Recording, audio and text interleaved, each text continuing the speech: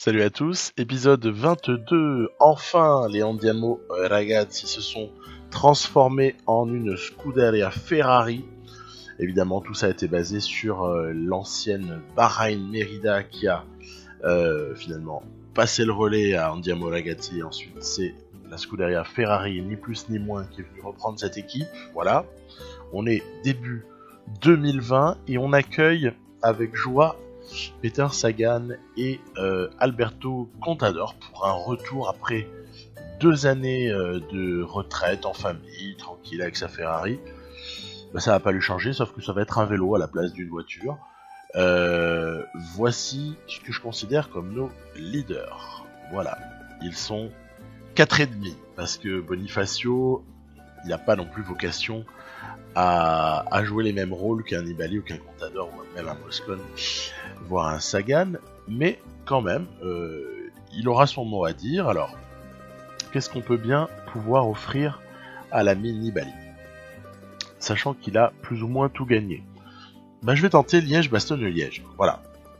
L'année dernière, ça avait avorté, faute de préparation suffisante. Et cette fois-ci, je compte bien mener le projet à son terme.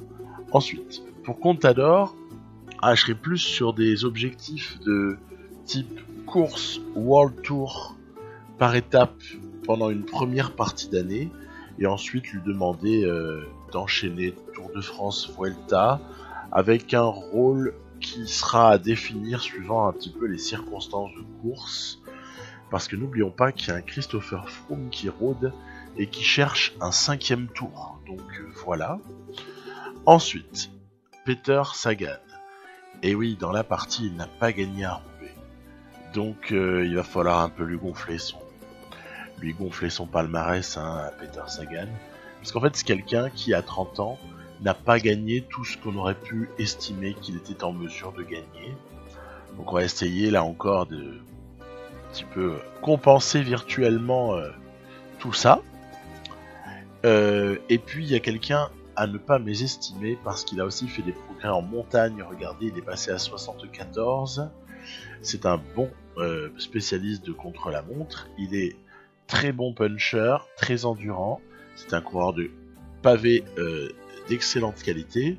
Bref, il y a moyen d'en faire quelqu'un qui étoffe un peu ce palmarès, qui a déjà pris un joli essor en 2019. C'était un des objectifs de la partie, ça a été réalisé.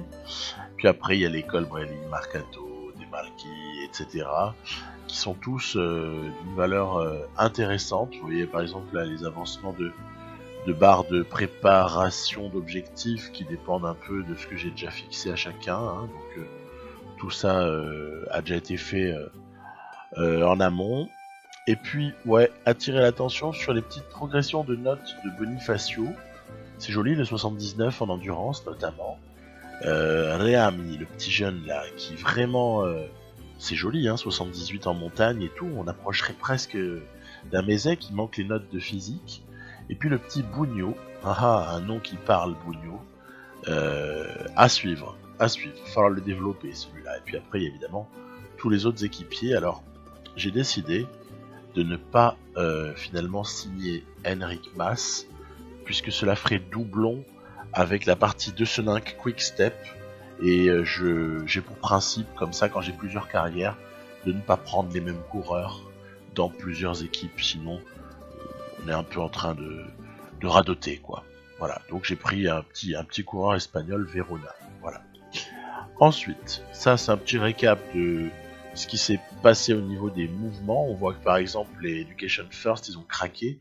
Ils ont pris à la fois Gaviria et Viviani. Pourquoi pas, bref, je comprends. Le jeu fait quand même bizarrement les mouvements. C'est quand même un aspect qui est assez mal fait. Après, pour le coureur de l'année 2019, Nibali, comment est-ce qu'on pouvait passer à côté de Nibali, homme de l'année? C'est une évidence. Puis après, regardez, il y a nos objectifs là qui ont été donnés par le sponsor. Je peux pas encore dire exactement qui va les remplir, et vous allez comprendre pourquoi un petit peu plus tard, vers la 18e minute. Je vais pouvoir m'expliquer en long, en large et en travers sur tout ça. Donc on en reparle après. Et puis j'avais prévu de commencer avant d'attaquer les Strade Bianche, bien sûr, de sélectionner quelques épreuves que j'aime bien faire, avec le Tour de Colombie que je n'ai jamais présenté dans aucune carrière, et puis j'avais envie de faire sur ce coup-là. Donc après, on passe. Allez, c'est parti. Tour Down Under. Euh, je l'ai pris sur la World DB 19. Il y avait marqué 2019. Il n'est donc pas exclu que ce soit pas très éloigné du vrai tracé, tant mieux. Ce serait pas mal. Alors, il y a des mini bugs de maillots au départ. Là, vous voyez par exemple les maillots Focus là. En fait, c'est des Movie Stars. Ça sera corrigé un petit peu plus tard. J'ai eu beaucoup de manipulations de fichiers. J'ai copié des gigas et des gigas pour essayer de mettre les vrais maillots. Voilà, par exemple, la Education First, Gaviria qui lève les bras. Pour un peu mettre à jour les maillots, voilà, hein, que ce soit les maillots 2019. Vous voyez par exemple, il n'y a plus BMC, il y a CCC, etc. Et donc, il y a eu une petite, il y a une petite perte en route, c'est le maillot Movistar. Du coup, j'ai corrigé ça, vous verrez dans quelques minutes, le truc sera réglé. Je crois que j'ai fait les 2 premières étapes comme ça, et puis après j'ai commencé à corriger certaines choses, je vous rappelle que je n'ai pas l'éditeur qui fonctionne sur mon PC principal, du coup ça me complique à chaque fois la donne, dès que je veux pouvoir toucher à des choses ou modifier, du coup c'est pour ça que j'ai tendance à pas toucher grand chose, mais là quand même le maillot Focus, c'est très moche, donc on va quand même leur remettre leur maillot Movistar à Quintana et compagnie. Quintana est pas là, hein, mais dans l'esprit quoi, à Gaviria en plus, voilà, super sprinter, donc allez. Et puis, dans cette étape 2, j'ai envie d'emmener Bonifacio vers quelque chose, mais en fait, je fais chou blanc. Ce faux plat montant final, là, on n'a pas été dans les clous. Je me suis raté, faut être franc. Je me suis un peu raté sur cette préparation de sprint. Ouais, bof, quoi. Voilà, bof. Faut dire que, au demeurant, l'équipe qu'on amène, elle est particulièrement faible. J'ai quoi? J'ai le petit Chima là, comme poisson pilote de Bonifacio. J'ai du Diabaté. J'ai du petit coureur à 2 francs 6 sous. Et puis il y a quand même Diego Rosa, hein, bien sûr. Vous voyez, petit Kiriko, petit Diabaté, donc Torice. Covilli, on verra un peu plus tard dans la saison qu'il est pas inintéressant. Il est même carrément stupéfiant. Il va pas être stupéfiant sur Down Under, hein. Ça je peux spoiler direct. Il est venu là pour faire le nombre. Et puis pas davantage. Et puis je trouve que ce tour Down Under là, alors qu'on voit une chute qui va avoir un impact sur la course, hein, avec tout le monde qui tombe et un ou deux mecs devant, ça ne peut pas ne pas avoir d'impact, hein, surtout quand le type qui se retrouve devant tout seul à l'échappée, ce n'est autre que Bob Jungels. Alors Bob Jungels, c'est pas un pitre, hein, c'est pas un clown le gars. Quand il est en situation comme ça de terminer, bah tiens, il suffit de penser à Bastogne-Liège en 2018 dans la réalité. On a vu ce que ça donnait, hein, quand- Et puis moi j'essaye de mettre des types pour rouler un peu, mais on est mort en fait, parce que vu que j'ai emmené une équipe assez faible, parce que vous allez voir qu'on est obligé de composer un petit peu, forcément là on n'est pas en mesure de rouler comme on le ferait en poursuite, mais d'un autre côté, ce Down Under là, c'est très loin d'être un objectif, hein. Je vous le présente et puis je l'ai joué. C'est presque davantage pour montrer le maillot, hein, déjà, parce qu'il est quand même super beau. Merci Moiro du forum Groupetto. Puis vous verrez, il m'a fabriqué en tout, il y a une 60 ou 70 maillots différents pour les maillots distinctifs des Tours, World Tour même, enfin bref. Faudrait quand même arriver à les porter, parce que pour arriver à les voir, il va falloir arriver à les gagner, mais en tout cas arriver à les porter, mais Disons que voilà, il est joli ce maillot, moi il me plaît bien. Ah, vous avez vu le podium pratique. Il y a un grillage au milieu. Il y a une haie aussi. C'est marrant, c'est marrant. Petit bug des créateurs de la carte. Du coup, Rosa, il prend une 6e place.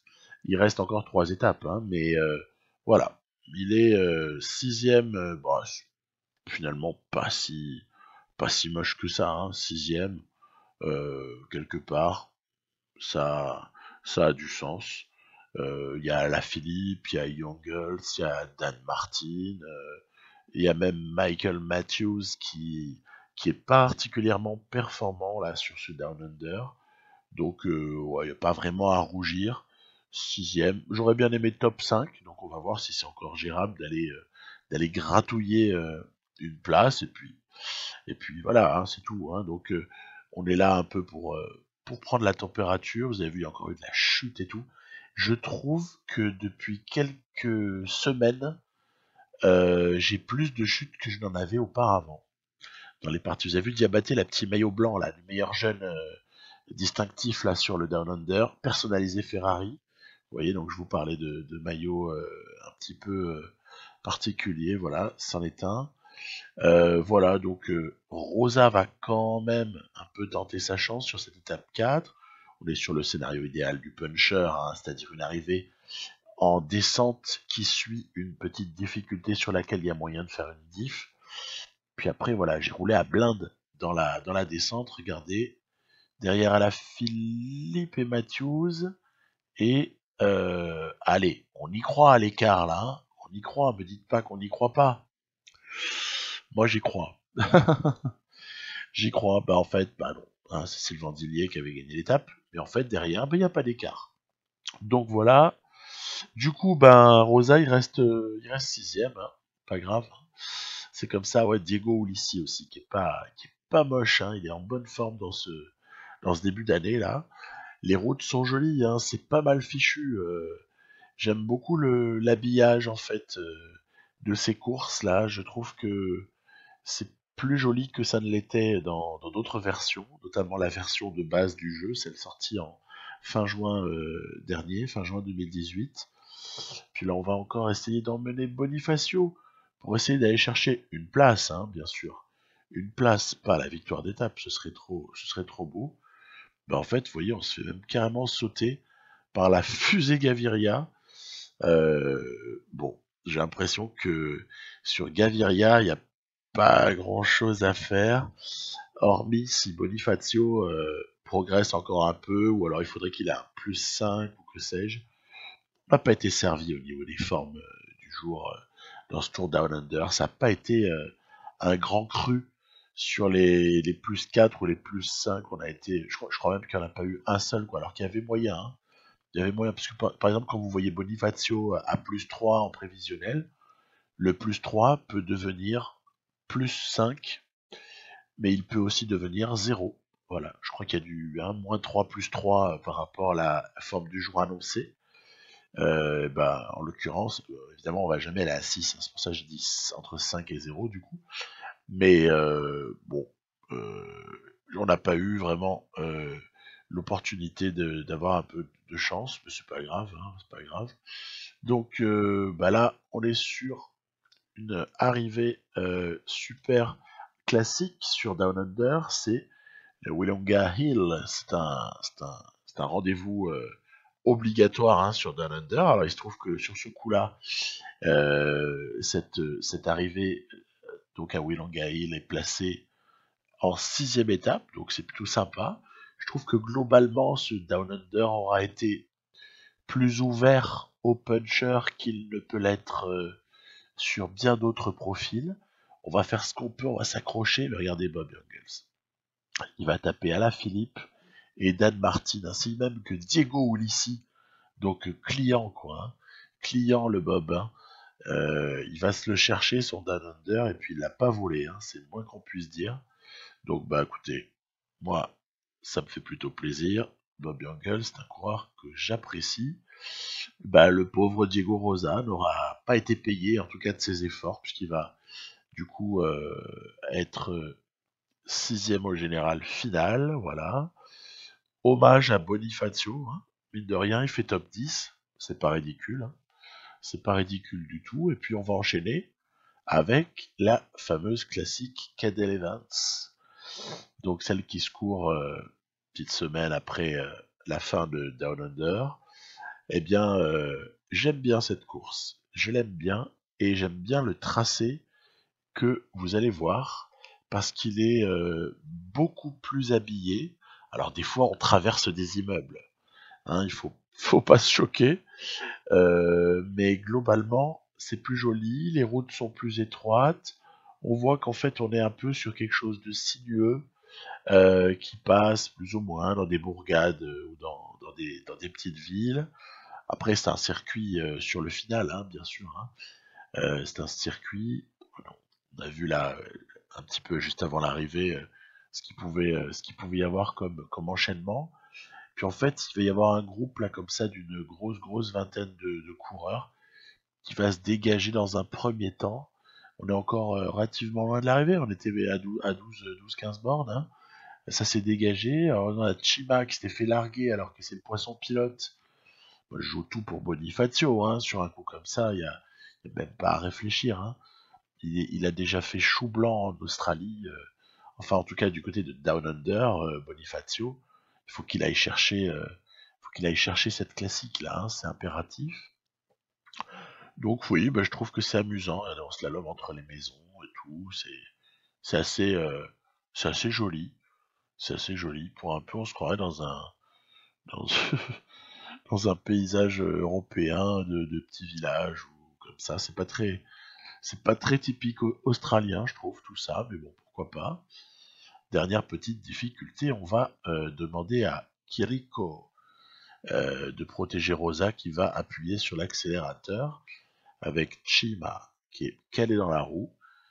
Il y a eu quelques coureurs qui se sont perdus en route évidemment parce que à force de durcir, on l'a éliminé et maintenant ça va être le travail de finition. Emmené par Chima, il faut que Bonifacio tienne le coup. Il n'y a pas une concurrence mortelle. Voilà, il faut la chercher celle-là. Il n'y a pas à tortiller. Il n'y a pas le droit de pas être premier. En tout cas, c'est réglé. Victoire de Bonifacio. Ouf, il débloque son petit compteur là. Ça fait plaisir. Tiens, des orangés sur le podium. C'est sympa de nous cacher la caméra. On continue donc dans les podiums plutôt rigolos. Et puis, on arrive au moment d'un choix. On nous propose soit la Slovaquie pour le championnat du monde, soit l'Italie. Vous vous doutez bien que, vu la nature de la partie, je n'hésite pas une seule seconde. Ce sera évidemment l'Italie. On est, je rappelle, sur le parcours. C'est aux États-Unis là. Ah, j'ai oublié en 2015. J'ai oublié le nom. Richmond. Voilà. C'est Richmond. Et puis, donc, regardez, c'est sympathique cette petite image. On est en Colombie, du côté de Medellín, pour un contre-la-montre, peut-être prologue, on va dire, par équipe inaugurale.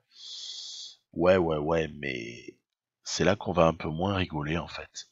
On va moins rigoler, parce que moi j'étais content, avec Contador, le maillot, on gagne l'étape, bref. Ouais, mais en fait, on va arrêter de rigoler de suite, parce qu'il y a un souci sur cette partie. C'est que de la manière dont j'ai amené Contador, ajout d'une ligne dans le Fast Editor, le jeu plante de manière certaine et systématique. Du coup, j'ai tenté autre chose. Après l'ajout d'une ligne, j'ai tenté le remplacement d'un coureur qui n'avait pas d'équipe. Comme ça, je ne dénature pas la manière dont les équipes sont constituées. Puis alors là, c'est que du bonheur. Vous avez vu ce que ça donne, le Contador? Vous pouvez même pas l'entraîner. Vous pouvez même pas lui faire monter sa forme d'une quelconque façon. Par contre, il peut courir. Il a disparu des leaders dans les objectifs là. Et puis quand vous le cherchez dans les équipiers pour lui attribuer des objectifs, quoi, c'est normal, non? À ce moment-là, vous ne le trouvez pas. En fait, donc Contador est l'homme fantôme. Il est là, mais il n'est pas là. Donc, waouh. commence à me plaire tout ça. Donc oui, vous voyez, il n'y a pas Contador, il n'y a pas Contador du tout, du tout, du tout. Donc ça prouve bien donc que si je remplace un coureur sans équipe par Contador, je n'arrive à rien de vraiment probant. Vous voyez, c'est presque amusant, mais en fait non. De voir que en fait il est à 0, 0, 0 en effort d'entraînement, et puis en fait si on met à 3, ça se remet à 0 quasiment tout de suite dès qu'on déplace le curseur, quoi. Donc génial, génial, très grand moment. Là on est sur quoi? On est sur, de nouveau, on va essayer de le jouer quand même, hein, on va se le jouer le CLM, donc 2 fois déjà, on l'avait gagné une fois, et ben on va le rejouer, voilà, on commence à le connaître un peu, tournant à droite, puis après on va aller au premier intermédiaire, voilà, on a le meilleur temps, très bien, ok, l'impression d'être dans un jour sans fin en fait. Donc voilà, l'arrivée, hop, premier, et puis on gagne. D'accord, on a compris, c'est le scénario, ça fait 2 fois que ça se passe, pourtant en jouant 2 fois différemment, mais selon les mêmes principes. Ok, donc, qu'est-ce qui se passe ensuite? Ce qui se passe ensuite, c'est que malheureusement, Contador n'existe toujours pas. Par contre, on a quand même pu le faire jouer. C'est ça qui est quand même stupéfiant. Donc il n'existe pas, mais on peut quand même le prendre avec nous, l'inscrire sur des courses, etc. Du coup, comme ça n'est pas satisfaisant, puis je vais pas faire toute la saison à 72%, hein, je me suis dit, et si on sacrifiait un jeune coureur un peu inutile de notre équipe, comme ça on sait déjà comment il est préparé. Alors du coup j'ai opté pour le jeune Lillo, qui ne sert quasiment à rien. Mais alors là le problème c'est que du coup j'ai dû transférer, ça va encore, il suffit de faire des glissés, des clics et glissés, donc c'est pas encore harassant comme travail, mais ça m'a demandé, donc j'ai tout envoyé sur Lilo, après j'ai changé Lilo en Contador, et puis donc Contador, je lui ai mis le programme qui était initialement prévu pour lui, quoi. On peut d'ailleurs voir que son petit copain espagnol là est évidemment toujours associé, voilà, son meilleur ami. Bref, ouais, mais le truc, c'est que vous allez voir que l'histoire, elle se termine pas là. Donc, ce qui se passe, c'est que j'avais prévu pour Contador un petit déroulé comme ça d'épreuves World Tour, me disant voilà, ça va être sympa, il va enchaîner Paris-Nice, c'est une de ses courses favorites. Après, il va se faire Catalogne, il va se faire Tirreno, Romandie, petite apparition à la Flèche Wallonne pour tenter sa chance dans le mur de 8, sait-on jamais, si on l'emmenait, pourquoi pas, tout est envisageable. Californie, et puis après il y aurait Suisse, Tour de France, Vuelta, bon. Ouais, mais le problème, c'est que vous allez voir dans pas longtemps que, en croyant... Et du coup là j'avais la courbe de Lilo, courbe de prépa de Lilo, allez, acceptable. Ça me gage déjà, parce que je l'avais bien préparé, Contador était déjà 94 là, et puis il allait être à 100% à Paris-Nice, puis surtout avec pic de forme et tout, il allait pouvoir nous taper Paris-Nice. Surtout c'est un Paris-Nice qui est super intéressant, c'est le 2019 là, qu'on va avoir dans quelques jours, hein. Ouais, mais non. Regardez, je vais avoir le malheur à un moment donné de cliquer, de sortir de l'onglet planification là, et de cliquer sur objectif. Qu'est-ce qui va se passer? Il va se passer ce qui se passe à chaque fois depuis que j'essaye de solutionner ce problème, à savoir, attention, voilà, super. Au passage, petit clin d'œil au Strade Bianche là que je suis en train d'étudier de près, je vous prépare un petit truc, j'en dis pas plus, mais voilà, génial. Donc Cyanide, si tu nous regardes, non mais je n'accuse personne là, je sais que c'est moi qui n'ai peut-être pas fait ce qu'il fallait, mais n'empêche que là en m'y prenant de différentes manières, ça ne fonctionne toujours pas. Donc si vous avez des idées, elles sont évidemment les bienvenues. Je vais vous proposer plusieurs options en fait. Donc allons-y. Première option, ben on zappe Contador et on se débrouille sans lui. Voilà, ça c'est la première option. C'est bien dommage, hein. Je dirais pas le contraire, c'est bien dommage parce que c'était excitant de pouvoir quelque part le faire renaître de ses cendres. Voilà. Première option, on zappe Contador, on se débrouille. Je suis prêt à l'assumer.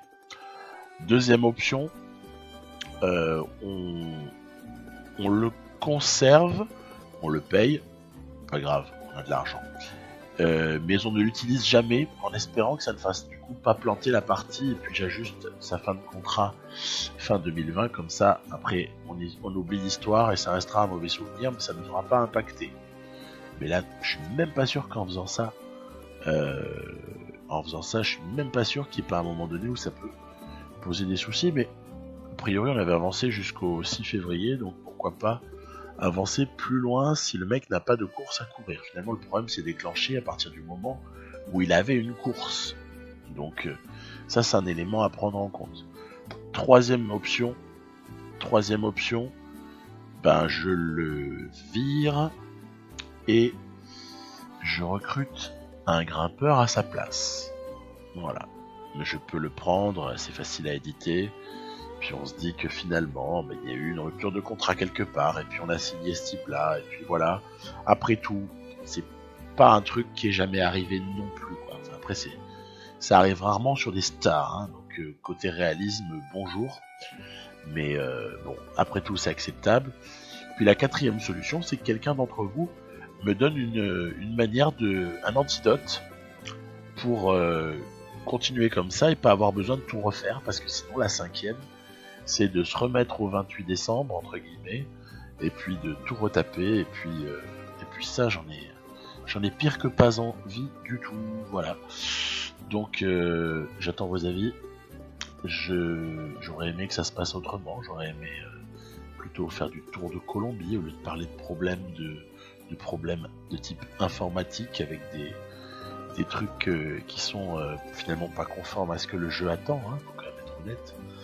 Voilà, je vous dis à très très bientôt en espérant qu'une solution rapide et fiable sera élaborée par vous ou par moi ou par tout le monde. Voilà.